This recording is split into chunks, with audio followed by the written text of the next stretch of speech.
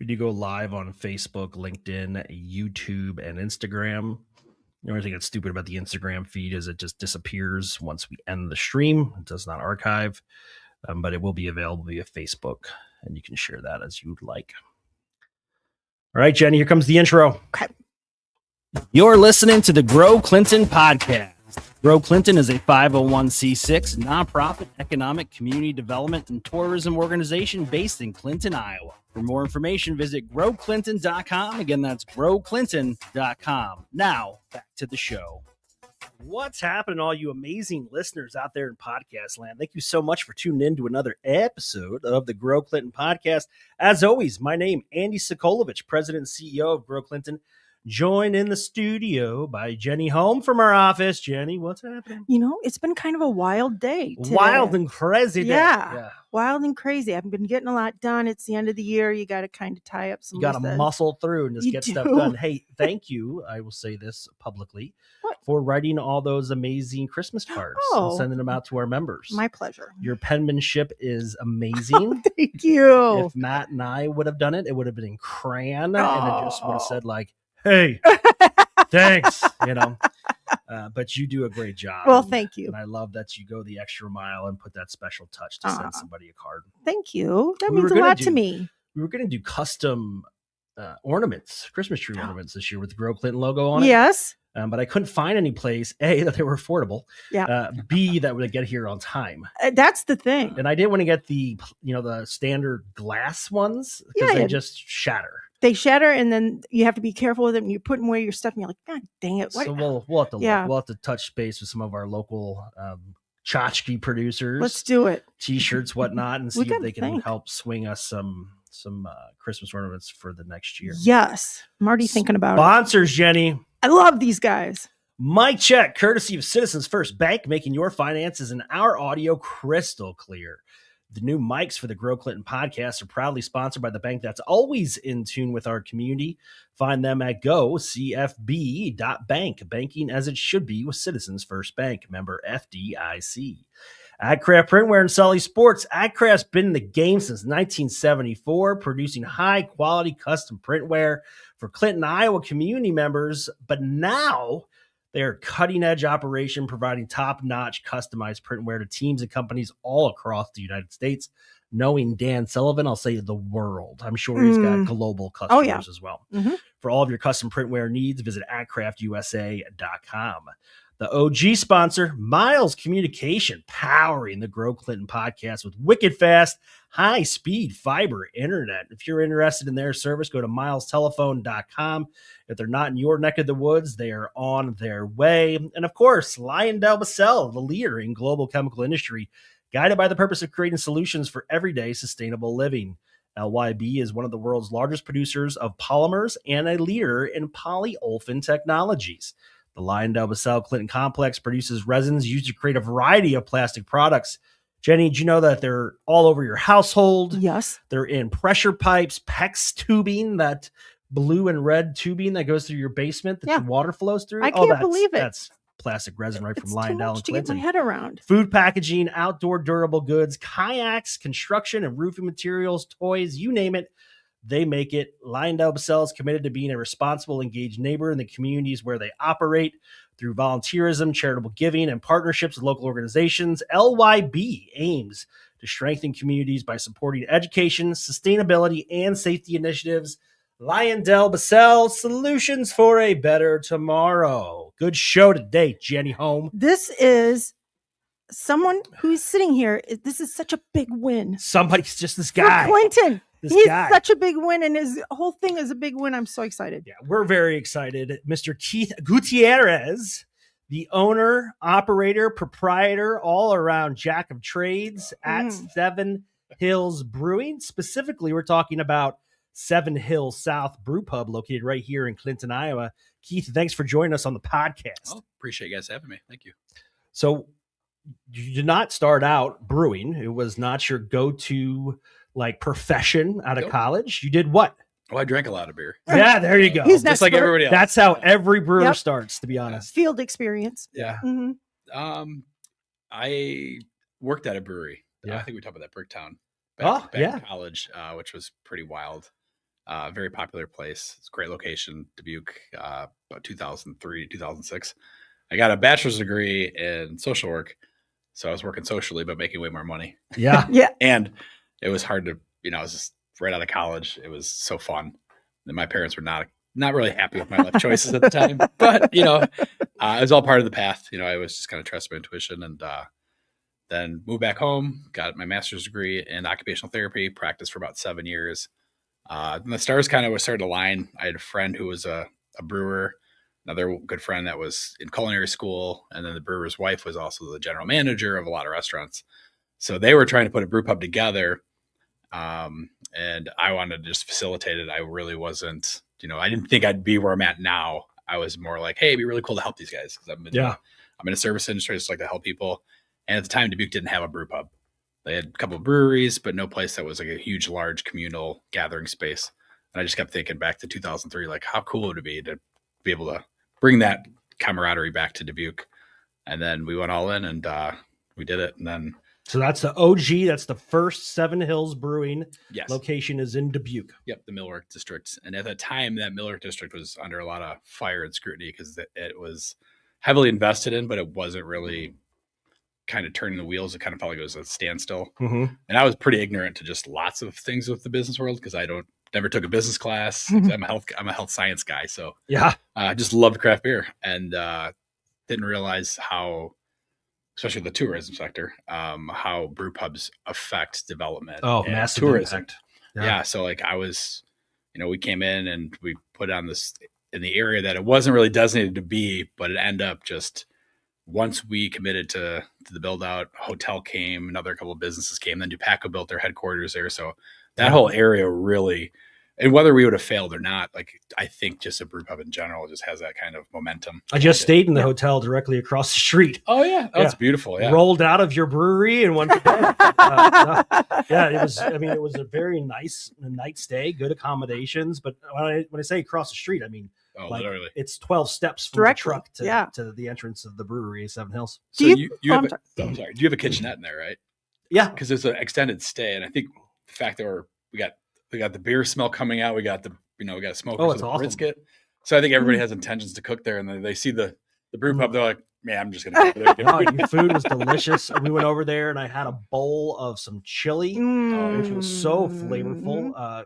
Unlike any other chili I ever had before, because what was in it? It wasn't just your standard like ground beef. No, so because we smoke so much brisket, we use chunks of brisket, smoked brisket. I shouldn't be saying this to my food and beverage director, but it's the best deal you'll get as a consumer because our food cost is really high in it.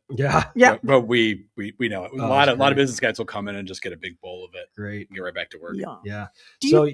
Go ahead, Jenny. Do you find that the degree that you got in social work has come in handy in the line of work that you're in? I would think for those inebriated people behind the bar that want to share their life story. Yes. No, I mean, so to back that up, I took a lot of, I was in my undergrad, I was a physical therapy major. Okay. And then about year 3, it was when 9/11 happened. And then I kind of had like I was like, and to be fair, back then I was, reading a lot of conspiracy theory books. I almost like red pilled myself at the moment. I was just 20 years like pre-COVID, right?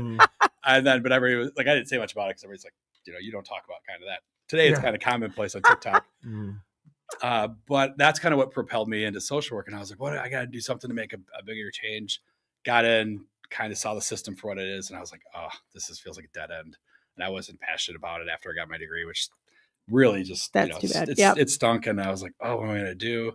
But I did take a lot of psychology and philosophy classes, which I think those really helped me understand the market, consumers, just staff culture, things like that. I was just going to say employees. Yeah. Oh yeah. How people make their purchase decisions, what they're influenced by. I mean, all that stuff blends right into that type of education. So you launched the Dubuque site. You got the brewery there. It's successful. If you've never been to the brewery in Dubuque, it is a very open floor plan. These very long, just kind of cool picnic table style family seating. You got some nice arcade stuff in there, comfortable, nice horseshoe bar, great merch area. So great location. Now, when did you start the event center that's located adjacent to the brewery?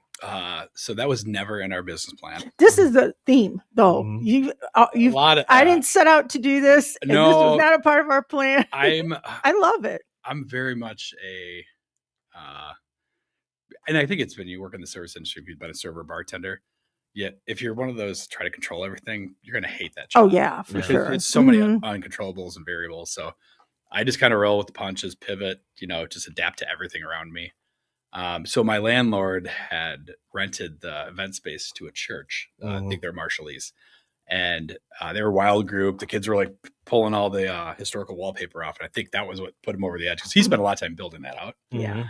And so he kicked him out, but he was like, crap, I don't have a backup plan. Yeah. So he comes to me, he's like, hey, would you rent this? And I'm like, sure, I'm just drowning on this side. Why don't I just drown over here? What's the difference? Yeah. But my landlord is such a good guy because we were having trouble in that area just before we opened with we're outsiders, so we're getting treated as such.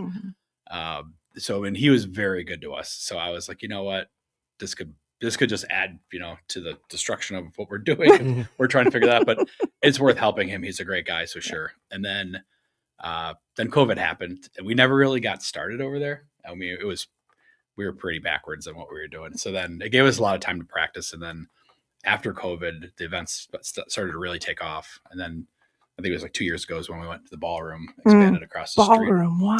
That one's 7,000 square feet. So we can do it's an impressive space. that one's 425 people we can seat. Gosh. Big weddings. I got to say that when you came to town, it was kind of a secret, people didn't know. They were disappointed about, the great revivalist. And when I would talk to them, when I found out that you were going to be here, and I'd say, well, guess who's coming though? It's Seven Hills. It's going to be called Seven Hills. And they were like, what? And they were so excited about it. And it wasn't just We're like not one far or two from people. Dubuque. I mean, obviously No. many people travel there for business and pleasure. And I know I was hitting it up every time I go up there and visit with some colleagues that work for the Greater Dubuque Development Corporation and stuff. And I absolutely loved it. So yeah, when your name was mentioned, the Seven Hills brand was mentioned, we all kind of exhaled. Yes. Because we knew it would be in hands of those who had experience in the industry and were looking to make great quality craft beer, but also understood the business side of it and can maintain that legacy moving forward. Right. Reputation. So where's the Seven Hills come from? Where's the name?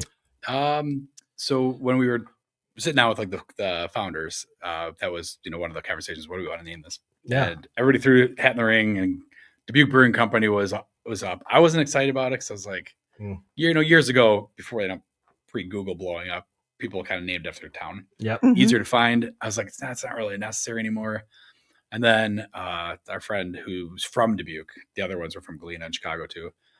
He had said that his grandfather told him that the oldest nickname of Dubuque is Seven Hills. Oh, nice. All right. Yeah, I went to this is the days of 2016. This is when fact checking was like alternative facts, it's all appearing. So I was like, I should probably make sure this is true. Yeah. So I went to the Loris historical department. He verified it.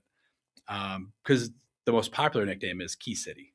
And that was, I guess, during the Al Capone days. Yeah. Al had the key to the city. Yep. So you see Key City this, Key City that all over, but Seven Hills is the oldest nickname, and it's in a reference to Rome, because Dubuque was a pretty Catholic town. Right. And it said all great cities were built on Seven Hills, with Rome being the biggest and best. So, and then my mom, actually, when we opened, she went, and she was wonderful. And it's in our event center if you ever get in there. She bought one of the original paintings an artist did in like the 1800s that was in a museum. I want to say it was somewhere by Keokuk, kind of south of the Davenport area. So she had to get it licensed because it's historic, and then she got it printed, and then she put it in frame. So we have the original picture of the Seven Hills from like the East Dubuque side. Very cool. So, whoa. Yeah, it was, how'd you find that? I was super impressed. She went all over and said she had to sign certain documents to get things, like, because it was, it's like copyright stuff. Yeah. So you realize success in Dubuque, you get the event center going. So that we were not successful. Well, well, where did you? Now you have you're in Platteville. Yes, we have. Platteville was the event center is tied to the brew pub, so I guess it's our second location, but we see it as one. So Platteville's a brew pub. Yep. What's the difference? So brew pub is, by definition, is a restaurant that makes its own beer. You're typically focused on food. So for us, sales are typically, as a brew pub, your sales are around 60-70% of food, And then you can get into the like distribution side, but like primarily you're just making beer to be drank on premise. Right. Whereas a brewery, a native brewery by license, is you're just making beer, having a tap room, people drink it in. And then your goal for your business model is more distribution, getting into all the stores. Got it. So more of a volume game. So you're also in Dyersville.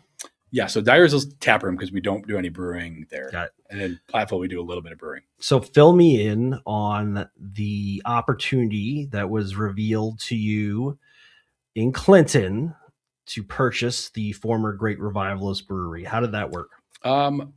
So our attorney reached out with an email and said, "Hey, said bank has been, reaching out to breweries. Do you have any interest?" And I was like, "Well, send it over. I don't know. I'll check it out." Mm-hmm. Like, I always keep an open mind. And so I came down to visit. I met Steve and Bob Singer from the bank. I actually met Bob first because Steve had a couple of meetings, and I walked in and I was thinking, it's like, I had heard about said place because church, I never put two and two together. Mm-hmm. And to be fair, I haven't gotten out because till this year I had my kids kind of that's going on. Working church and church being my house. Yeah. So I came down and our vision originally was like try to keep within 30 miles. Mm-hmm. I always say, just like in service industry, you want to be able to touch the tables. I feel like if it was too far away, I would lose that connection. I feel like we wouldn't be as successful. So Clinton was farther than, Right. But I just couldn't see it happening in Macokota. Mm-hmm. Right. That would be logic. Or Bellevue was just too small of a town. So when it came down, I didn't know what to expect. I walk in and all of a sudden, I walk through the doors and I was like, oh, son of a gun. Mm-hmm. This is actually a legit serious. Yeah. This is, well, and then I started asking more questions. I'm like, wow, they have an event center. Like, stepping in almost gave me like, it's like a hybrid of nostalgia and then like, also like fear of like, oh my God, this feels like Seven Hills 2.0. Mm-hmm. Looking at their numbers, we were almost identical in scope to what they offered, their size of from everything from the restaurant to the brewery to the occupancy to the patio as Dubuque is. And I was like, I know if there's an outfit who can do it, it's us because we've already, done it in Dubuque. I just was obviously worried because it's an hour and 15 minutes away. And I was like, but it just felt right. And I told my wife, so we went to St. Louis last summer and we were coming through and I was like, I need your blessing. So my little one, as we're coming over the river, he's like, Dad, this place looks like, this town looks like Dubuque. Mm-hmm. I was like, oh, it's kind of his little brother on the river. Mm-hmm. Yeah. So, yeah. How do you determine your menu then? I mean, I know it can't be, it's just so much at once. How do you determine that? What do you? Like in terms of like how many items we offer or what to offer? Well, and that was the biggest thing. So when we first opened up, our identity, I would say we had an identity crisis. The brewer didn't want to do food. He comes from like much like our brewer Scott. Right. Yeah. They come from the German beer schooling. Oh, so wow. Like, their focus is just making world-class beer, the best beer on the planet. Which you want. Siebel Institute out of Technology out of Chicago. Yep. So Sean went there in Chicago and then actually went to Germany and did his internship for about 6 months. So very technical, but he wanted the German beer hall. That's why I had the big tables. Well, then we're going to do just mostly alcohol with a little bit of food. Well, Dubuque came in first week and basically were like, you're a restaurant. Yeah. So, which we had a brewpub license because I always wanted to do, I like the holistic approach, being well-rounded, not just being beer or food. So yeah, every year it kind of changes. Your food better? Is your beer better? But I feel like we're kind of at the good balance point. As a server, I always struggled with restaurants that had way too big of a menu. Yeah. I think that's the biggest, and I think trying to please everybody is also like why people end up struggling or failing. It's because somebody comes in, it's like, you need that in your menu. You're like, okay, I'm going to do that. Yeah, right. And all of a sudden, that one guy said he'd buy it. It's going to be a hit. Yeah. And and it's hard because you don't want to ignore the market and your customers, but at the same time, it's like, does it make sense? Mm-hmm. And because I didn't have operations experience, I'd have ideas about we should try this and this and this. So our current food and beverage director has been a blessing because when he came in, he's like, let me show you why this is a great idea, but in practice only and how it doesn't work. Right. And he'd bring me behind the line and would show me like the steps. And I was like, oh yeah, that's not efficient. That's a disaster. Right. And I was like, okay, so that really kind of helped me. And then I always refer to Netflix. You turn it on, you're like 20 minutes later, you're like, I'm not watching anything. There's too much to choose from. Yes. Right. So overwhelmed. So menus can be like that too. It's like the paradox of choice. So kind of leaning into the 7 Hills. I was like, well, let's just try to put 7 items in each category. Mm-hmm. And then using the Pareto principle, it's like, well, you're going to have like your top 2 sellers that are going to dominate almost every section. Like lean into those and then try to change out the other things for seasonality. Yeah. Because everything changes. I mean, the beer that was popular 7 years ago is no longer. I like how you collaborate with so many different people. You know, I mean, I know you have a food and beverage director and everything, but just to listen to that and to know the type of people you need on your team to make it successful. You don't feel like you've got it all figured out. Oh, absolutely not. And I think that was the downfall of previous ownership. I can say it is there was a lack of management and vision, and it was just a free for all. The menu was very chaotic. You know, having fish on the menu too when you're in the Midwest isn't super cost effective. It was delicious getting it shipped in and stuff, but you got to look at that stuff. Yeah, you do. We have great access to beef locally, right? But you're not going to get know farm fresh salmon or catfish just yanked out of a stream here in Clinton, Iowa. No. Well, it's something I've learned from fault of my own as an owner is a lot of owners that go to a place, they'll see something cool and they'll be like, I want that. And like, you're trying to, have the upper edge and be competitive. So like, when I looked at their menu and I saw a grouper, I was like, they're running a 50-60% food cost right away. Yeah. And even on the French fries, I remember talking to Steve at the bank and I was like, sorry, the first thing that's going is truffle. I was like, do you know how much truffle oil is an ounce? And these are just things like when I opened a restaurant, I had no idea. But food is a market commodity that people just there's so many menu things. And I mean, you could have your menu priced out, but if you're not staying on top of your ingredients that are fresh, you got 5 days before they die. Yeah. So that's really difficult you want fresh food, but you're also guessing what the market's going to buy. Yeah, tremendous amount of waste. But one thing you did keep was the wood fire pizza. Oh, absolutely. Which everybody loves that. I'm a huge fan of wood fire pizza. Yeah. I just think it just has that kind of burnt taste. I love it. And then you offer a thin crust option as well as like a traditional Sicilian thicker crust. Right. Yeah, that was so when we first came in, I sat down with the managers. I said, hey, strengths, weaknesses, pain points, like what do we need to know about? And they're like, well, we need a lift. We get yelled at all the time. Okay. And we're really close to having that finished. Yeah. Nate's got one more thing to fix. So yeah, and then from an occupational therapy standpoint, I was like, well, this is no brainer.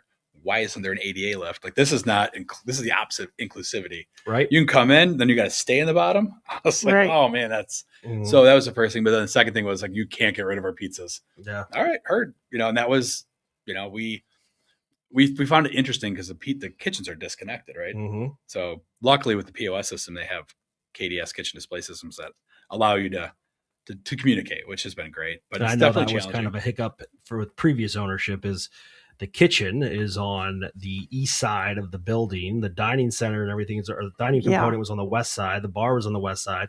So servers would have no idea if a dish was ready for the consumer. So they would basically have to run back, check, run back out, run back, check. Now with your POS or point of sale system, you said they're integrated. So the servers are actually made aware of when the food's ready to be picked up. That's such a hustle anyway. I mean, being a server, is just such a hustle anyway. That's great. I would eat and drink whenever I wanted it. And it was still like a hummingbird skinny. Yep. Not anymore. I mean, salads. Yeah. Taking walks. Well, we love it. We love the design. We love the interior, obviously, of the building, the former church that was actually on the demolition list. And I'm proud of the fact that there was some vision previously to bring it to where it is today. And to me, it has now matured into what I feel is a very structured and responsible owner. And having you, Keith, here at the helm has been great. If you have not been there, what's the address? So bad with addresses. Fourth Avenue South. Yes, 238. Yeah, 238. And you can't miss it. It's an amazing venue. People travel from all over. They do. And that's the one thing about beer is people will travel if they like the beer. It's a cult. I grew up. I didn't grow up in Delaware, but I was stationed there for 5 years, and I was in Dover, Delaware, just outside of Milton, Delaware, which was home of Dogfish Head. And don't get me started on how that ended up quite the debacle, Sam, if Sure. you're listening, but you sold out. But anyways, I mean, it was people would travel from all over the place to visit Dogfish Head Brewery, and then they would go to the brewery in Milton, and they would go down to Rehoboth Beach, and they would eat at the brew pub, and it was just a great attraction, and it was awesome for tourism. And this has proven to be the same here in Clinton, Iowa. So I'm very excited to see what you're up to next. I know your business partner is also a visionary, Nate, and he's got some things that I'm sure he's planning on. So can you tell us anything? Sure. Especially with leaning into Nate, the things that I think he's really passionate about and focused on is the vision of the patio. Ooh. Yeah, because we goofed around because it's like I'm 51%.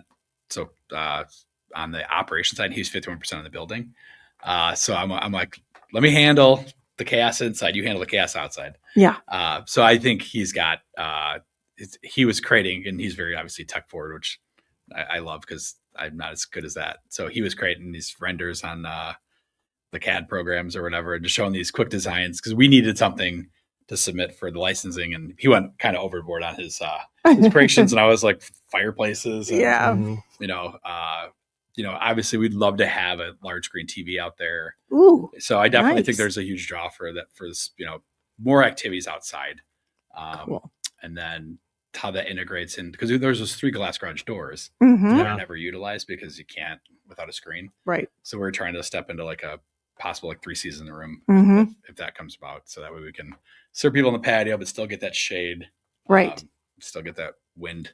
Oh, now with the purchase of Great Revivalist Brewery, you were able to retain some of the recipes, correct, for the beers? Yeah. So Scott, their head brewer, has stayed with us. So they're his recipes. And I'm sure a lot of them were very similar to what he's created over the last 15, 20 years. He was the owner of Great River.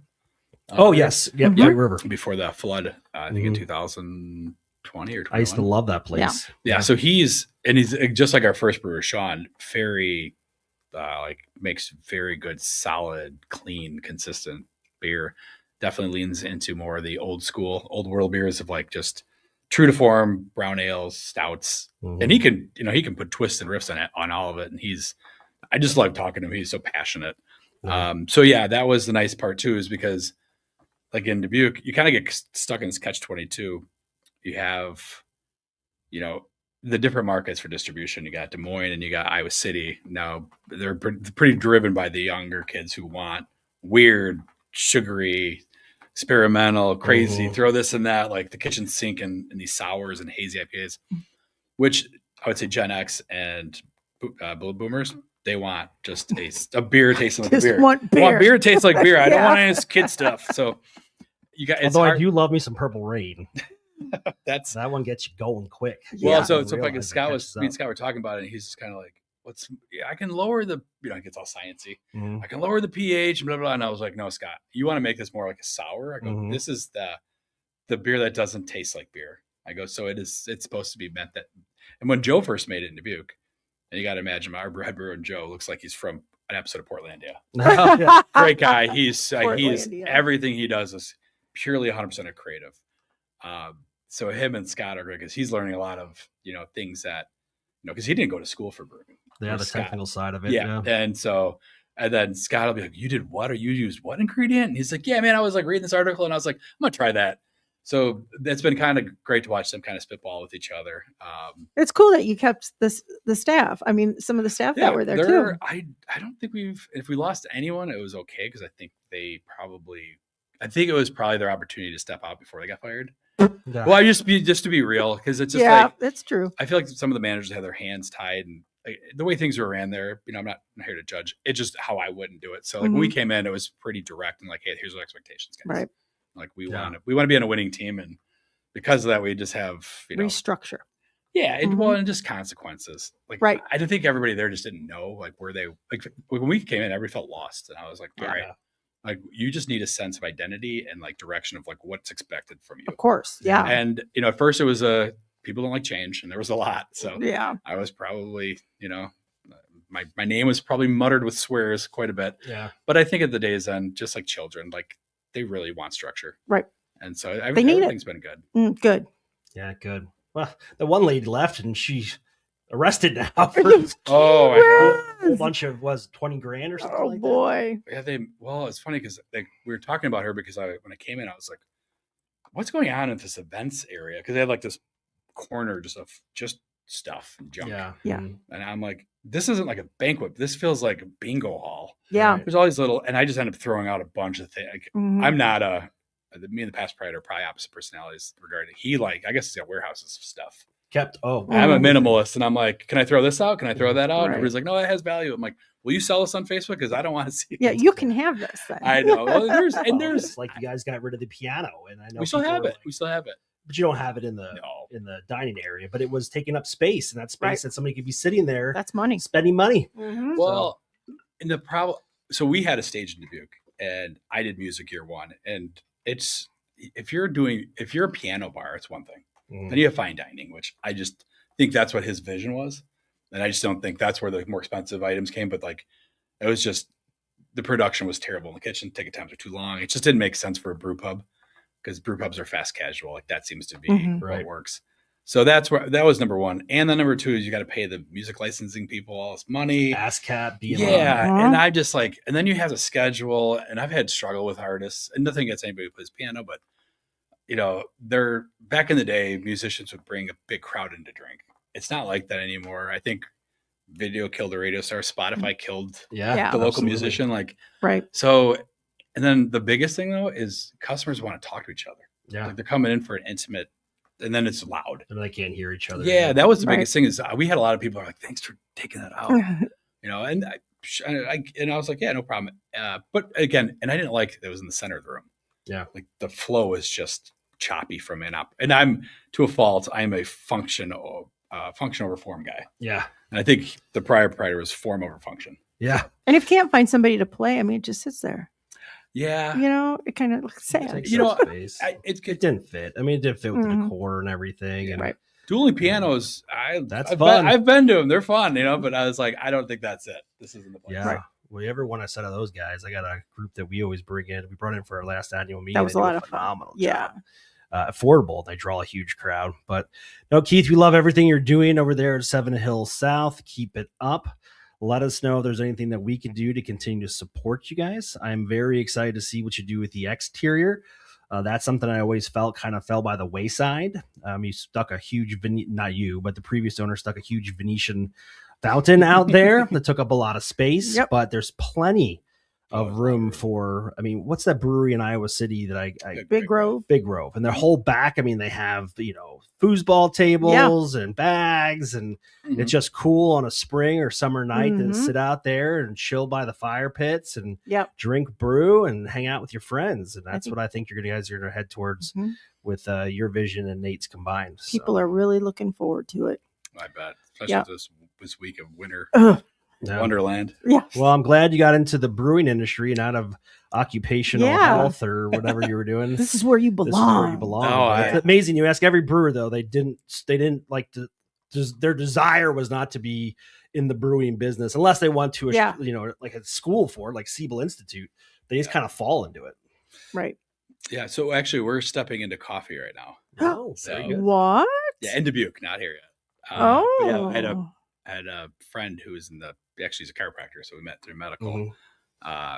We had an education class together right when I was opening 7 Hills, and we've been friends since. And we reached out about 8 months ago, and I was like, "Do you want to open a coffee shop together?" He said, "What are your thoughts on that?" And I was like, "Yeah, why not? I love coffee." I'm like, I actually drink more of it now than I ever have. Yeah. You say yes to everything. I love an adventure. I love a challenge. And at this point, knowing the food and beverage, like, let's call it a template.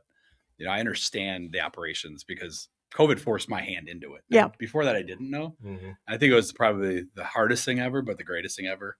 Because then during COVID, we're also understaffed, like skeleton crew. So we were running, you want to be around 25% for your labor costs. We were probably like 15. Ooh. Yeah, it was brutal. I didn't see my wife for like a year. But at the time I was like, it was that if I'm home, 7 Hills is struggling. If I'm at 7 Hills, home is struggling. Right. Mhm. And I felt like I was damned if I do, damned if I don't. So when COVID happened, I looked at my wife. I was like, I got two choices. I could save the company or I could be here.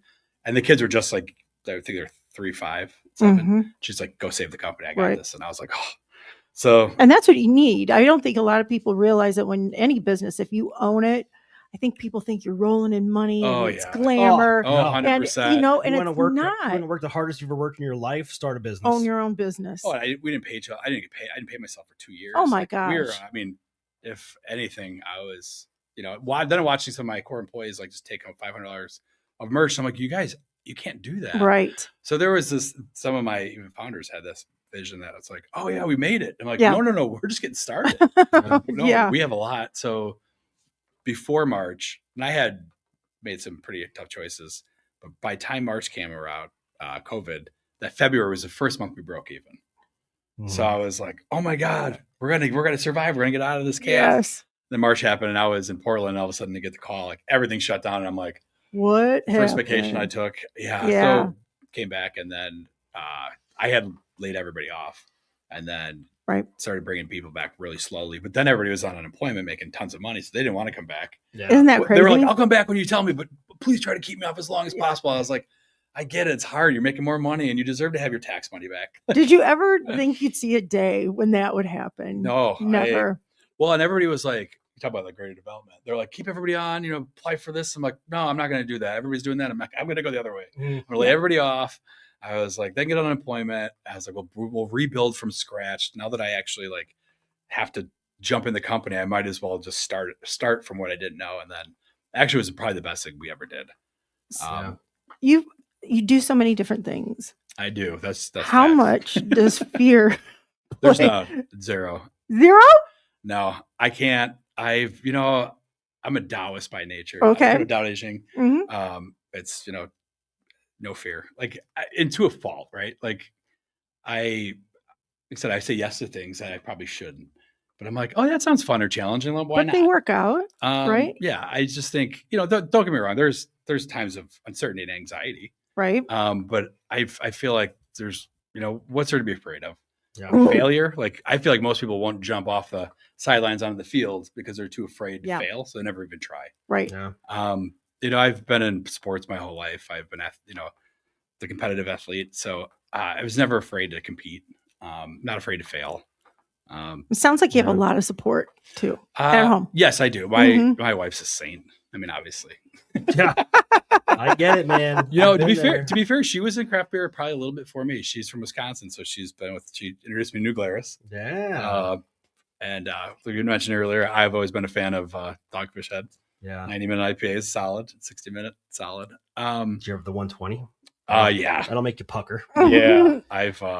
He's solid. Yeah. When he sold out, I knew because in his book, he said he would never sell out. Oh yeah. He had a book, Brewing Up a Business, book on leadership. He had a whole TV series that was popular back in the early 2000s on Discovery. Mm-hmm. I mean, this was the guy who basically built his brand around himself and his willingness to take a risk, but never sell out. When I read that first thing, I was like, I stopped reading it because I'm like, that's a lie. When the offer is right and it makes sense, they all do. Be fool not to. Sam Adams. I mean, they, so yeah, right. But I love it, and I think to Jenny's question, there's a big difference between a willingness to take a risk and a lack of common sense. Yeah, there you go. Yeah. So right. I mean, it's education. Just going for it all the time. It doesn't mean that you're not kind of gazing down and seeing where you're going to fall. Right. But it does mean you're going to take a calculated risk. Yeah. And we have friends that are just entering into the restaurant business as well, and they're the same way. They haven't paid themselves. They're in that valley of death where it's all debt, all overhead, no profit. You pay your employees first, your cooks, your servers, your hostess. I mean, everything like that needs to get covered. And then at the very end, if there's a little bit of meat on the bone, that can go to you. But it takes time to make sure that bone flourishes. Right. So, and there's no such thing as not grinding. I mean, you got to get out there and go. Yeah. Well, especially in the food and beverage, you really have to understand your operations because there's so many people who can just lie to you. Oh yeah. Like they'll spit enough knowledge, like, oh, they know what they're doing. And it's like, they know what to tell you. Right. That doesn't mean they're going to do it. And I discovered that quite more often than not. So, you're right. Calculated risk. I mean, that's everything. It's like, even with South, it was the price made sense. Everything made sense, but I'm like, the economy is still rough. Like this isn't, but I'm like, I've always been that kind of like off-centered ales, go against the grain kind of person. If everybody's doing it, I'm probably not interested. I'm probably going to go the other direction for whatever reason, not to be oppositional, just because I just don't really, that's the individual side of like my philosophy is Yeah. I don't really follow the group think. I'm like kind of march my own drum. That's what I tell people. If you want to get into business, look at industries that have been recession proof. Or, Right? Yeah. I mean, booze continues to sell even in recessions. Cosmetics continues to do well. There's just certain industries that people will not forego. And alcohol is one of them. Spend the money on it. What is, as we close out the show, Keith, what is your favorite Seven Hills brew? What is your go-to? Like, you had a busy day, you need something to wet the whistle, you go over to the tap, you pull a handle. What is it? It's probably Seven Headed Monster. Okay. Yeah. I mean, I've been in a hophead my whole life. So as am I. Yeah. So when you would actually go to the brew pub in Rehoboth for Dogfish Head, they would actually take a 120 and they would pour it through this cylinder that was full of fresh hops. Okay. And it would drain out the bottom like you were making coffee. Wow. And talk about hoppy. I don't think you can get any more hoppy other than chewing on a hop. But that was fun because I used to be at a homebrew club there and we would brew behind the brew pub. Oh, very cool. And it was very, very neat. But yes, if you're a hophead, that's as far as you can go. That's crazy. Crazy. Yeah. That's what international bitterness units. Yeah, IBUs. Yeah. Which hazy IPAs have destroyed that whole thing now because you can have a hazy IPA that has 0 to no IBUs, but still a very hoppy beer. Yeah, very cool. You also have cocktails there though too. Yes. I think diversifying is the most important thing. When we first opened Seven Hills, we only had our beer. We didn't have any domestics and we only had like some craft liquor. So this was an eye-opening moment. My parents came to see Seven Hills. And I was like, oh, what do you think? Did you like it? And they're like, yeah, it was fine. It was fine. Well, and I was kind of like, my parents have always been, we preached honesty. Like, I'd rather be honest and hurt your feelings than kiss you with lies. Just say it. Yeah. And very direct. It's a Chicago, 2-3. That's right. So when they said that, I was like, well, okay, well, what didn't you like? And it's like, well, Dad drinks Miller Lite. I drink 7 at 7s. If we ever came back to go out to eat in Dubuque, we'd probably go to the casino. And my light bulb went off. I'm like, well, how many other people are probably going to the casino? Because we weren't that busy. That's good advice. Well, and that's the whole restaurant, like know your identity. If you're a restaurant first, you need to be, if you want to be small and niche and just do your own beer, then that's fine. You should probably have a tiny footprint. Right. We're 4,000 square feet of dining. So that really upset my brewer when I brought in domestics, and then the liquor upset somebody else. And I was like, you have to, especially around here. It's the crowd. Like I got people in my family that are vodka and diet squirt. Sure. And that is it. There is no other thing that is going to be satisfy that need. Right. And we have gone places with bottles of diet squirt in the car because we knew vodka is going to be there, but there was never a guarantee that they would have diet squirt. And for some reason, diet squirt fell off the shelves. Yep. I mean, there was you couldn't find it anywhere. But you want to enjoy yourself. Yeah, that's right. So what's your most popular cocktail? The cocktail, I would say the blueberry lemonade. I had that. That was really good. So yeah. We had a mixologist who won Iowa State Mixology 3 years in last decade. He actually owns his own place, and he created a bunch of our cocktails.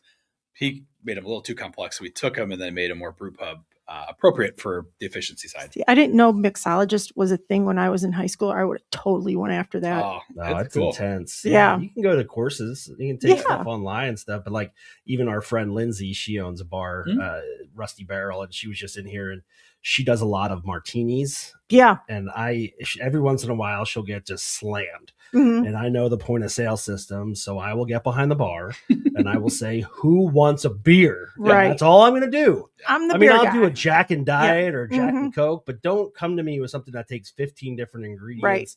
And I got to rub chocolate on the rim. No, I don't have time for that stuff, man. People like it. People watching it, but I don't have the patience pay for it too. So. I mean, that's the thing. You got to build that labor, that time it takes. Yeah. It's much easier than going. That's what I do. I either do your dishes or I'll if we get really slammed, or I'll pull the beer, but the cocktails, I'm like, I don't know. freezing up. I haven't bartended forever, guys. All right, Keith, thank you so much for being on the show. Yes. Thank you for your continued investment in our community. If you're listening, you have not experienced Seven Hills South, located here in Clinton, Iowa, I encourage you to do so. They got a great merch section as well, so buy yourself some swag, but the brews are delicious and plentiful, and the menu is on point. So we will be by as frequently as we possibly can, which is probably bad for my liver. But it is what it is. Jenny, what do you got going on the rest of the week? Well, I'm going to go to 7 Hills South, and I'll tell you why, because I got a gift card from my fabulous coworkers for my birthday. We did hook you up. Yeah, Yep. go get yourself some. Where you're living. What do you? You don't drink beer at all, do you? Oh, yeah, I do. Oh, you do. I thought Whatever you got. Yeah. Okay. You heard it here first, folks. Jenny's a cheap date. Yeah. All right, everybody. Thanks again for tuning in to another episode of the Grow Clinton podcast. We're quickly approaching 200 episodes, and it's all due to your continued support. And then we will be back with another show. Oh, gee whiz. Tomorrow? Do we have one? No. Okay. Mm-mm. Giving ourselves a little bit of a break. I got Can't it. I'm remember. the We one can't who remember. does the We scheduled them. scheduling. We can't remember. Either way, Yeah. we got more episodes coming featuring members of Grow Clinton. If you want more information, growclinton.com, growclinton.com. Again, my name's Andy. Until I talk to you guys again, stay classy. See ya. Thank you for listening to the Grow Clinton podcast. Be sure to subscribe and follow us on all your socials. Until next time, see ya.